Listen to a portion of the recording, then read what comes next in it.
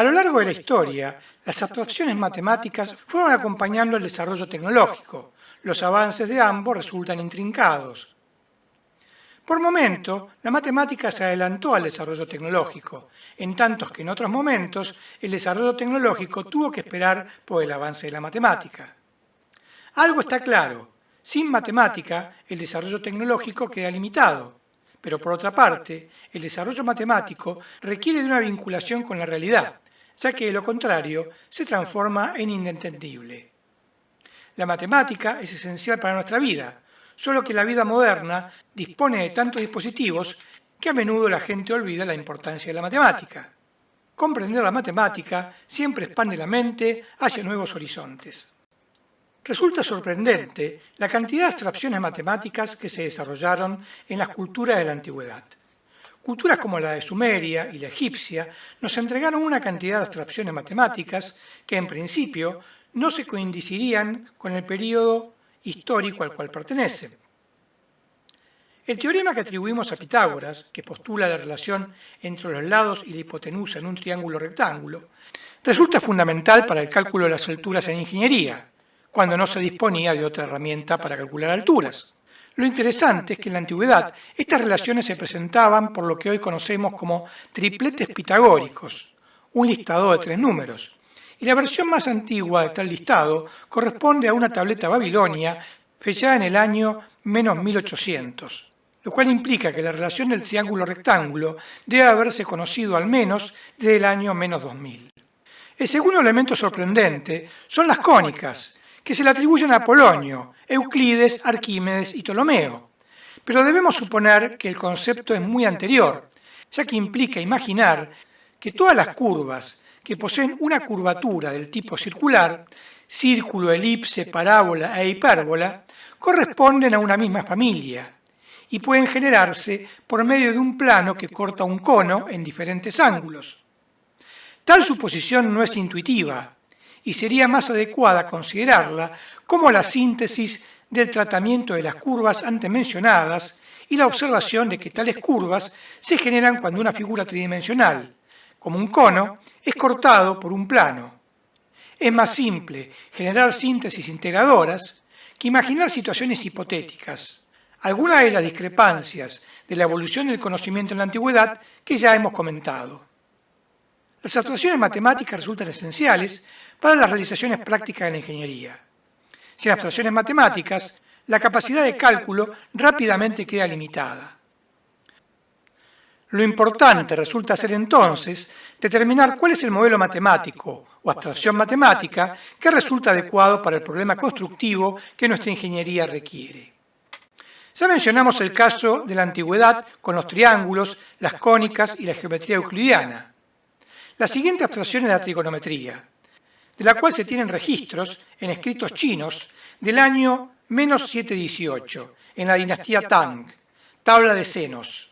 En India, los primeros registros aparecen en los Siddhantas, alrededor del año menos 500, y los babilonios comenzaron a utilizar una tabla de secantes al menos por el año menos 1900 para poder registrar los movimientos estelares, cálculo de sus ángulos.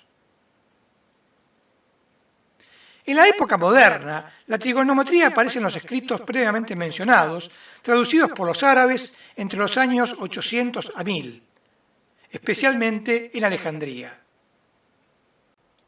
La proyección a nivel matemático es un concepto antiguo, teniendo sus orígenes en las sombras proyectadas sobre el piso y las paredes, es decir, cómo la sombra se deforma sobre la superficie. El trabajo más elaborado al respecto de las proyecciones es el mapamundi elaborado por Gerardus Mercator en 1595 con su nueva proyección, la de Mercator, en la cual se establece una regla de proyección sobre un plano a partir de la curvatura terrestre real. La proyección Mercator es la que usualmente se utiliza en la actualidad, la cual solo es precisa en el ecuador y va exagerando las dimensiones en la medida en que nos acercamos a ambos polos.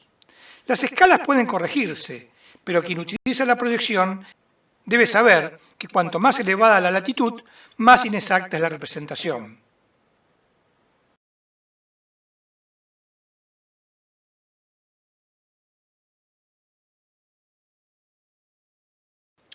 Los sistemas coordenados resultan el aporte central de René Descartes en 1637, el inicio de los sistemas geométricos y geográficos referenciales, ya que se pasó de un sistema de referencia absoluto a uno relativo.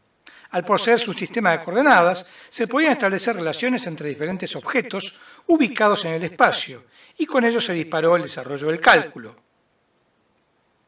El siguiente paso, en la abstracción matemática, fue dado por el cálculo diferencial integral, el cual nos trae a dos antiguos amigos, Isaac Newton, en Inglaterra, y Gottfried Leibniz, en Alemania, a partir del estudio de los objetos de movimiento, y particularmente la problemática de una aceleración variable. Newton se centró en la problemática de la caída libre, en tanto que Leibniz lo hizo con las pendientes en las curvas. Aproximadamente el cálculo estuvo disponible por 1660. Cada uno lo desarrolló independientemente y con notaciones diferentes, en tanto que su publicación se demoró algunos años. El cálculo íntegro diferencial potenció el desarrollo tanto de la geometría diferencial como de la topología. Trataremos a la geometría diferencial aquí y a la topología más adelante, pero ambos temas están fuertemente ligados. La geometría tradicional, descriptiva, se basa en los postulados de Euclides y se aplica a un espacio teórico o real, pero el tratamiento de las distancias a nivel terrestre ya había generado en la antigüedad el concepto de curva y de geodésica, como la menor distancia entre dos puntos de un espacio curvo. La geometría diferencial se centra en los estudios de las curvas tanto en el plano como particularmente en el espacio. Una curva en el plano es relativamente simple, ya que solo posee una dimensión para su curvatura. Una curva en el espacio debe considerar las tres componentes de curvatura en cada una de las dimensiones.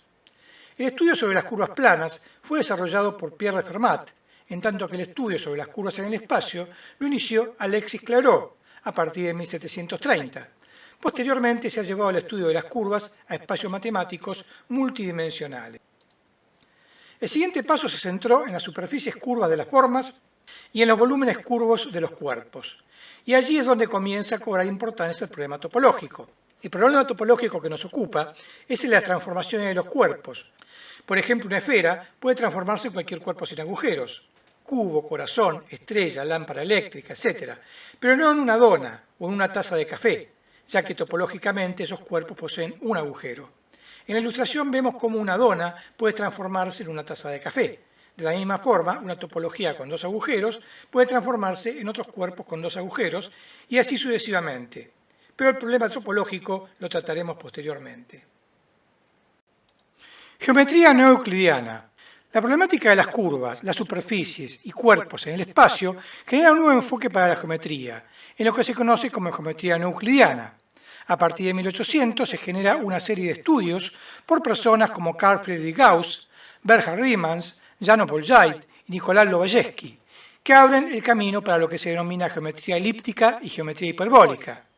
En ambos casos se elimina el postulado de las paralelas de Euclides y se adopta el enfoque con coordenadas que pueden adaptarse a cualquier forma geométrica curva, según sea necesario, siendo los casos más notorios el de la esfera o elipse para la representación de distancias en la Tierra y el de la hipérbola para la representación de los espacios interestelares.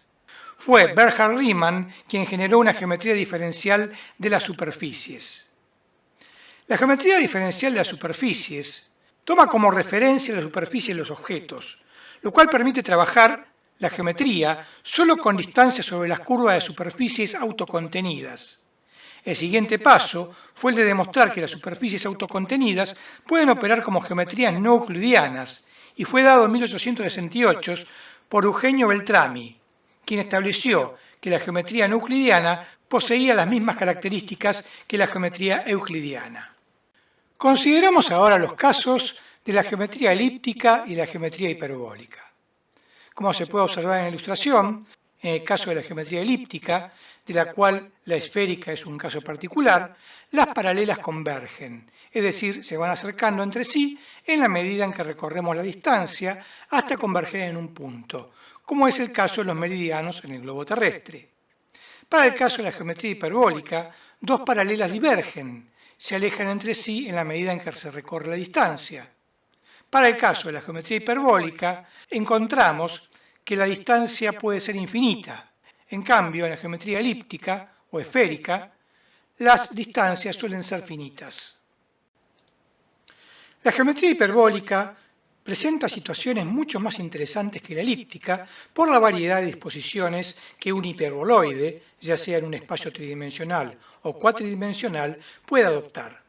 En la ilustración se muestran diversas configuraciones con crestas en los infinitos de la hipérbola, con crestas lobulares, incluyendo puntos de sillas o valles entre crestas, así como otras configuraciones peculiares.